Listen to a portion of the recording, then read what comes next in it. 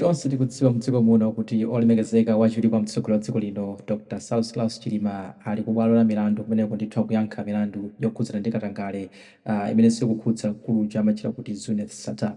Ndiye last week tinaona ndithu Chilima akuchoka mdziko muno kupita ku Dar es Salaam kumeneko ndi ku Tanzania kumene anakayimira mtsogoleri wa dziko lino olemekezeka Dr. Lazarus Makathi Chakwera kumeneko kunali Union Day ku Tanzania, ndipo kumeneko Chilima ndithu anapita. Ndiye amalawi ambiri amalankhula kuti kodi tsono munthu amene ali pa belo kuyankha milandu ya corruption zitheka bwanji kuti achoke mdziko muno. Tonse tikudziwa kuti munthu akhala pa belo amakulanda passport. Ndiye Boni Kalindo anali mmodzi mwa amalawi amene adalankhula kwambiri pamene adanena kuti iya izizi zikungosonyeza kuti ndithu mulandu umene uja watha. Ndiye pano taona ndithu the Sunday Times ikulemba pa front page kuti the state kapena kuti akumbali ya boma tsopano akufuna kuti mulandu umene uja uthe. Ndiye pano tabweranso ndi odi yapo Boni Kalindo lero pa 5 May 2024 mmene akufuna ndithu kuyika maganizo awo pamene nkhani imene ya mulandu wa Chilima ikuyendera, pamene ndithu aboma akufuna kuti mulandu umene uthe. Tiyeni tikhale limodzi kuti timve kuti Boni Kalindo akuti bwanji lero pa Nyasa Voice Box today pa May 5th 2024.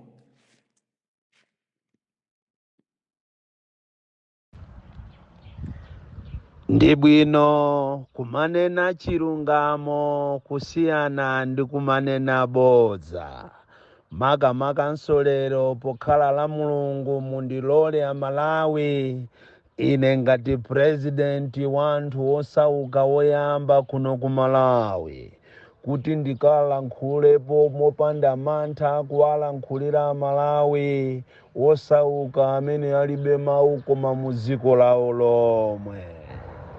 Pa John 8 verse 44 amanena kuti amene amanena bodza ndikunena zinthu zimene sangazikwanirise amakhala atate wa matate amene amakhala mfumu ya mafumu yonama.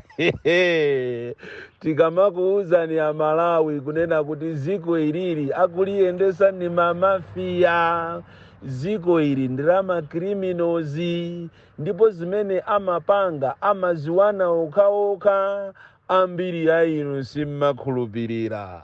Ndakhala ndikumanena ine kunena kuti mulandu wa Chilima wina apita nawo, wina akapanga masewera ati akalowe ndi iyeyo, ndipo ine sindikuonapo china chilichonse chimene chili chingapitise pasogolo mulandu umenewu. Mulandu umenewu ukufunafuna munthu wina, koma iyeyo mwina analakwisa. Iyi ndi joka, ndipo akapanga masewera jokayo amubandula eka. Amalawi simunakhulupirire. Tikamanena ambiri mmanena kuti Boni Kalindo ndi wachamba, Boni Kalindo ndi wa madrugs, Boni Kalindo ndi wa drama. Lero Amalawi anazuka ndikudabwa kunena kuti President Chakwera wamutumiza Chilima ku Tanzania, munthu wokuti akuyimbidwa mulandu wokuba. Zinali zodabwisa kwambiri poona kunena kuti munthu amene akuyimbidwa mulandu koma palibe amene walembera ku khoti kunena kuti tikufuna mutipase chilolezo kuti Chilima apite kunja. Imene inaonekeratu kuti inali contempt ya State House, contempt ya ACB, contempt ya makhoti, kusonyeza kuti munthu amene tili naye alibe chilungamo, ni munthu wonama kwambiri. Ngati kuli president amene wakhala pa udindo muno Malawi kwa mapresident yena wonse onama, ndi President Chakwera. Abale anga ndakhala ndikunena ine lero si apa aboma alengeza kunena kuti mulandu wa Chilima akufuna uchite drop, sitinkanena ife. Ini nkhani yonena kuti Amalawi muzikhulupirira tikamakuuzani, ndipo tinkanena kuti ngati akupusisa Amalawi ndiye kuti iya ingati sakuapusisa Amalawiwo akupusisana okhaokha. Lero mwaziona nsinje wati nkanena Iyi ni nkhani imene tikuyenera kuti Amalawi tikhale odandaula, chifukwa zimene zikuchitika mu dziko muno tikapusa siku lina tizapeza dziko litagulisidwapo. Ino taonani posachedwa pompano tamva malipoti onena kuti aziko la Tanzania akumanga doko pa nyanja ya Malawi. Chachitika ndi cha boma la chitapo cha palibe chimene chachitika, aboma is just business as usual. Komanso ife ya Malawi aeni ake tili ndi vuto, chifukwa sitikuteteza zinthu zimene zili zathu. Tikuasiya andale kuti azitidoda, andale kuti azitipangira matama kumakhala ngati dziko lindirawo. Siku lina tikapusa tizapezeka kuti siku lina dziko lidagulisidwa. Tikamanena ina ife mmaona ngati kapena mwina tikungoderera kapena nsanje, koma timakhala tikunena zenizeni.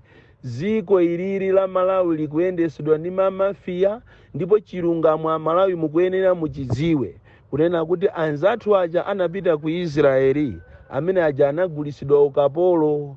Ndi chifukwa chake dziko la Israeli lili kutha kumamenya anthu aja. Anatenga contract kuwapasa anyamata aja asanawerenge bwinobwino kuti kodi contract imene yakupitayi kapena ntchito zimene akukagwirazi ni ntchito zanji. Anyamata aja posowa ntchito anangowerenga mwaphuma osadziwa kuti amakagulisidwa. Inu munthu wokuti anapita ku Chansa College, munthu anali ku Bunda College, angapite ndikumakatora tomato, ndikumakachola tanaposi. Iyi ni nkhani yonena kuti Amalawi tikuyenera tizuke tipangepo kanthu, chifukwa anthu amene ajawo ndi Amalawi. One person killed is one too many. Kutiphera anthu athu, kutimenyera anthu athu ndiye kuti tikumenyedwa ndi ifeyo olo ali mmodzi. Tikuyenera tizuke. Iyi ndi chimozimozi nkhani imene inachitika ku Omani, imene asikana opambana 50 anali trapped. Ndipo tithokoze kwambiri Pido International. Kupanda Pido International asikana ambiri aja atamwalira, amapangidwa nkhanza zosiyana-siyana monga mmeneso akupangiridwa nkhanza anzathu amene ali ku Israeli. Koma ifeyo Amalawi sindikudziwa kuti kodi ife tinachita kulozedwa, chifukwa it is business as usual. Palibe kutengapo gawo, palibe kutekeseka, palibe kukhala ndi nthumazi kunena kuti dziko lathu kodi lili kupita kuti. Tikuyenera tizuke monga mmene wavutira shuga muno Malawi. Tikanakhala kuti tinali Amalawi akale tikanazuka kuwafunsa adindo kuti kodi chikuchitika ndi chani, koma tonse tangokhala. Ndafuna ndikuwuzeni abale anga, anthu awawa alibe appetite yolamulira dziko. Kutero kwakanakhala kuti milandu imene iyi yakupanga ndi osauka ali mu ndende padakali panopa, koma onse andale amayikirana kumbuyo. Ndi chifukwa chake tinanena kunena kuti mulandu wa Chilima suzapita patali, ndipo ine ndikudziwa kunena kuti munthu amene anayenera kusaina zimene anali president. Iyi ndi filimu chabe. Komanso mwina musaone ngati inu a UTM, musaone ngati ndiye kuti pamene potu inuyo mapulumuka. Kutereko imeneyo ndi filimu, ataona kuti zinthu zikumukhuza iyeyo. Padakali panopaso akonza filimu ina yonena kuti eligibility ya president wanu imene jasizatheka, ayika kale makona, ayika kale zikhomo zimene majaji akakane kuti amene sali oyenera kukhala president.